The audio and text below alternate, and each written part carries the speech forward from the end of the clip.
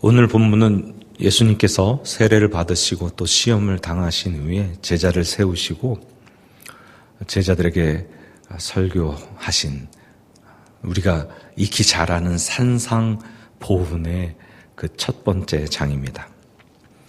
예수님께서 가르치시는 첫 번째 이야기를 심령이 가난한 자는 복이 있나니 천국이 그들의 것임이라고 말씀하시며 가르칩니다. 복 중에 첫째 되는 것이 심령이 가난한 것이다. 마음이 가난한 것이 복이 기초가 된다라고 말하는 것이죠. 여기서 우리는 복의 개념에 대해서 좀 생각해 볼 필요가 있습니다. 우리가 생각하는 복과 성경이 말하는 복, 주님이 말하는 복은 차이가 있습니다. 대체적으로 우리는 많이 소유하고 많은 것을 갖는 것, 쉽게 말하면 물질적인 부요함을 복으로 생각하는 경향이 있습니다. 그래서 무엇인가 부자거나 또는 높은 지위에 올라가는 것을 복받았다라고 생각하는 것 같습니다. 그러나 본문에서 의미하는 복은 거룩한, 신성한 복을 말합니다. 이것은 신앙적인 기쁨입니다. 공동 번역은 이 부분을 이렇게 번역했습니다. 마음이 가난한 사람은 행복하다. 조금 다른 의미죠. 이 행복은 기쁨이고 이 기쁨은 하나님 안에서만 얻어지는 기쁨을 의미합니다. 그것이기 때문에 참입니다. 가난하다는 의미는 어떤 의미일까요? 가난은 여러 가지 의미가 있습니다. 특별히 히브리어에서 가난은 단순한 의미에서 가난, 곧 돈이 없는 가난, 또는 신분이 낮은 가난, 노예나 아주 비천한 신분의 가난, 그리고 더 중요한 하나님이 의지할 오직 한 분이신 가난. 가난한 사람은, 돈이 많은 사람은 돈을 의지하고, 권력이 있는 사람은 권력을 의지하고, 무엇인가 가진 사람은 그것을 의지하지만 하나님밖에 없는 가난은 하나님밖에 의지할 곳이 없는 것이죠.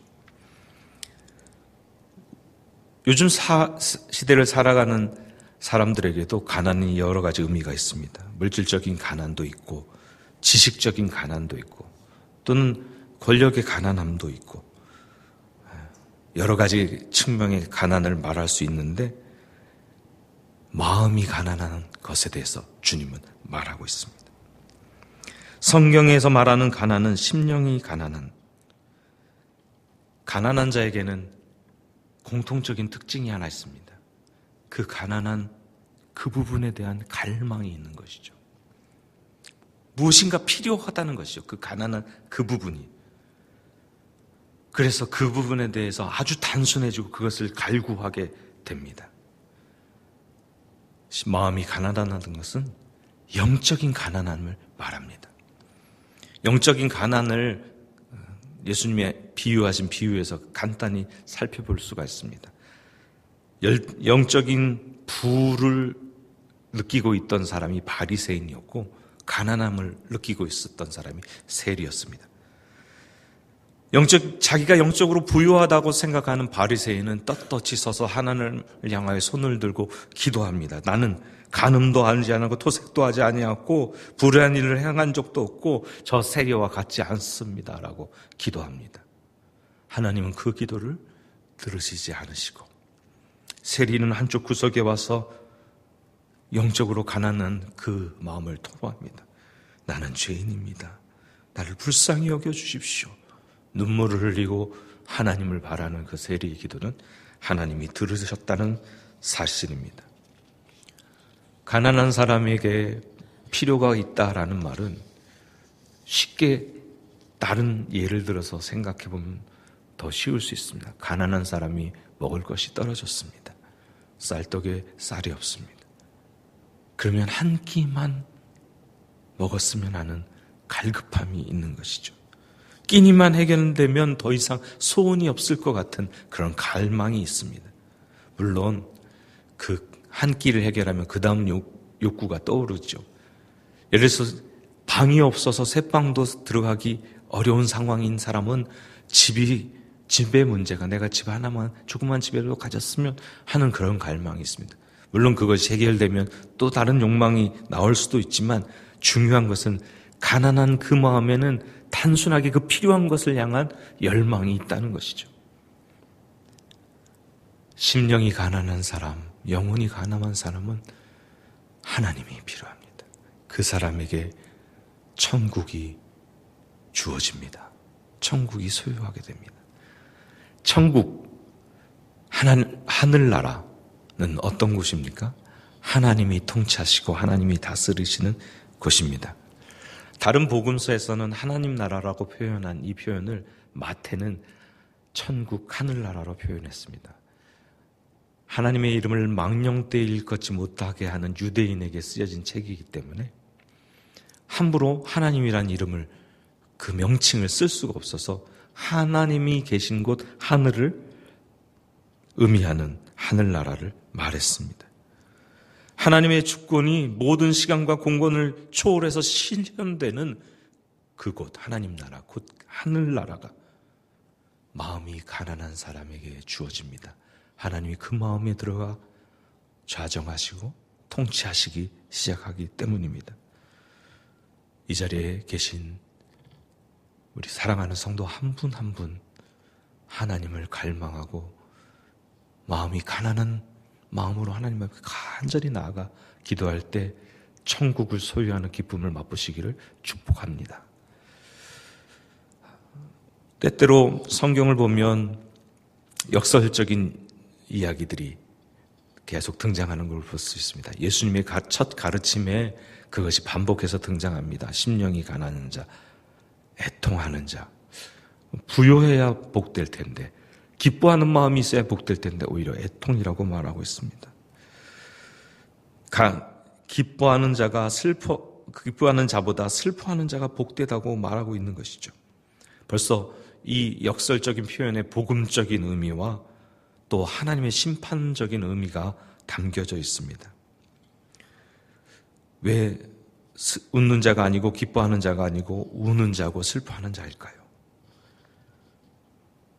위로를 하나님께만 받을 수 있기 때문입니다.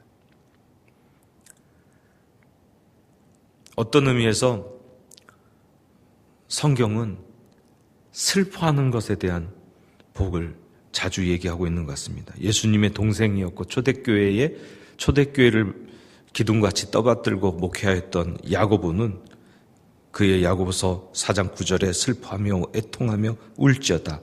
너희 웃음을 애통으로 너희 즐거움을 근심으로 바꿀지어다 라고 기록합니다. 이 애통은 슬픔 중에 가장 고통스러운 슬픔을 말합니다. 사랑하는 사람이 죽었거나 또는 가장 믿었던 사람에게 배신당했을 때 오는 찢어지는 슬픔, 숨막히는 슬픔. 이 슬픔을 통해 우리는 몇 가지를 배우게 됩니다. 하나는 나 자신과 나에 대한 진실을 발견하게 됩니다. 다시 자신을 돌아보면 자신은 교만한 자이고 죄 있는 자이고 자신은 완전하지 못한 존재인 것을 발견하게 됩니다. 그러므로 애통하게 되고 그렇게 슬퍼하면서 겸손하게 됩니다.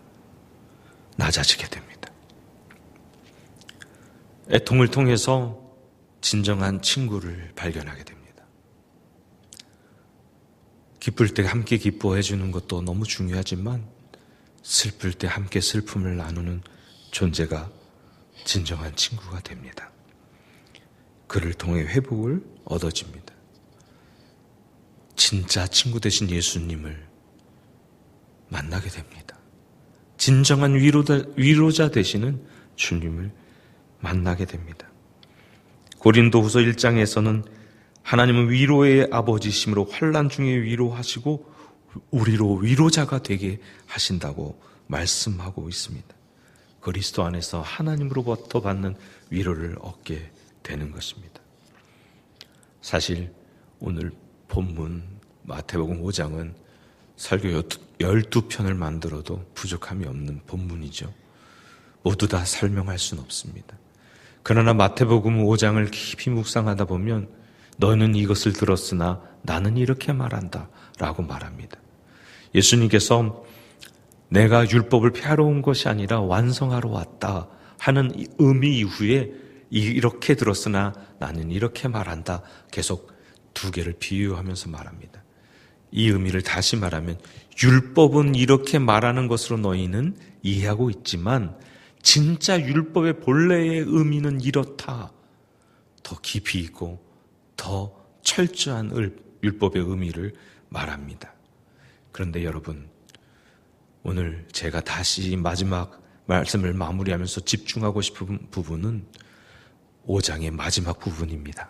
여러분 함께 잠깐 보실까요? 43절입니다. 또 내 이웃을 사랑하고 내 원수를 미워라 하였다는 것을 너희가 들었으나 나는 너희에게 원수를 사랑하며 너희를 박해하는 자를 위하여 기도하라. 원수, 이웃, 이것에 대한 분명한 개념이 유대인에게 있습니다. 그들에게 이웃은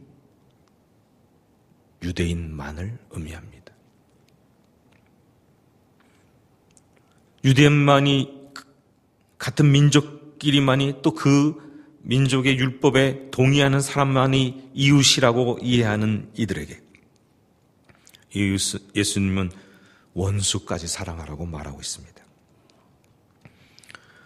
내 이웃을 사랑하고 내 원수를 미워라는 그 말이 기본 진리가 아니고 그것만을 붙잡고 있는 그들에게 이웃을 사랑하라고 말하고 있습니다.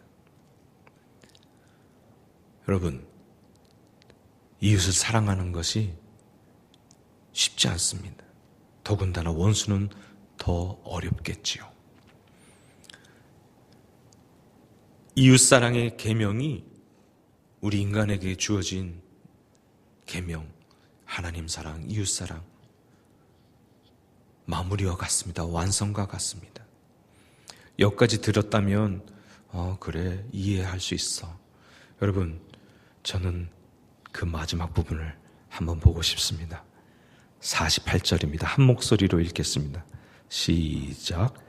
그러므로 하늘에 계신 너희 아버지의 온전하신 같이 너희도 온전하라. 쉽지 않은 율법의 의미를 너희가 생각하는 기본적인 의미가 아니라 더 깊은 의미는 이것이다. 이웃사랑이 너희의 율법으로만 생각하는데 원수까지 사랑하는 것이 율법의 진짜 본래 의미다 라고 말한 후에 예수님의 2장의 결론적인 부분은 너희도 온전하라. 온전하다는 말은 영어로 perfect, 완전하다는 의미입니다. 사람이 완전할 수 있습니까? 대답을 한 번만 해주시겠습니까? 완전할 수 있습니까? 네? 없다고요? 다시 한번 제가 성경을 읽겠습니다. 하늘에 계신 너희 아버지의 온전하신 같이 너희도 온전하라. 이 말씀을 근거해서 대답 보시겠습니까? 사람이 온전할 수 있습니까? 완전할 수 있습니까? 한 분 끄덕이시네요. 우리는 전부 다 우리는 완전하지 못한 존재라는 것을 알고 있고 완전할 수 없다고 말하고 있습니다.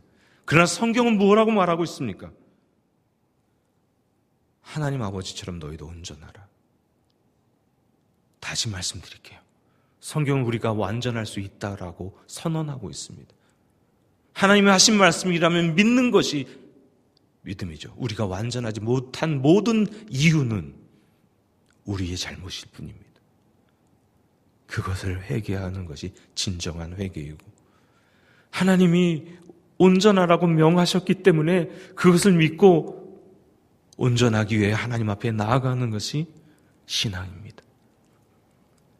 여러분, 우리는 사람이니까 그럴 수도 있지. 오늘 본문은 절대 그렇지 않다라고 말하고 있습니다. 조금씩 완전해 나가는 것, 그것을 말하는 게 아니라 너희도 완전하라. 하나님께서 가라 하면 가는 것이고 하라고 하면 하는 것이고 사랑하면 하라 하면 사랑하는 것입니다. 사랑할 수 없다. 원수기 때문에 나를 이렇게 만들었기 때문에 이런 모든 것 다 내려놓을 수밖에 없는 것입니다. 하나님이 간단하고 명료하게 사랑하라고 말하십니다. 우리로 온전하라고 말하십니다. 네, 저도 불완전한 존재이고 여러분도 불완전한 존재입니다. 그러나 한 가지, 하나님 말씀하심으로 그것에 순종하겠습니다 하는 신앙의 자세로 하나님 앞에 나아가고 하나님을 더욱 본받는 저와 여러분 되기를 주님의 이름으로 축원합니다.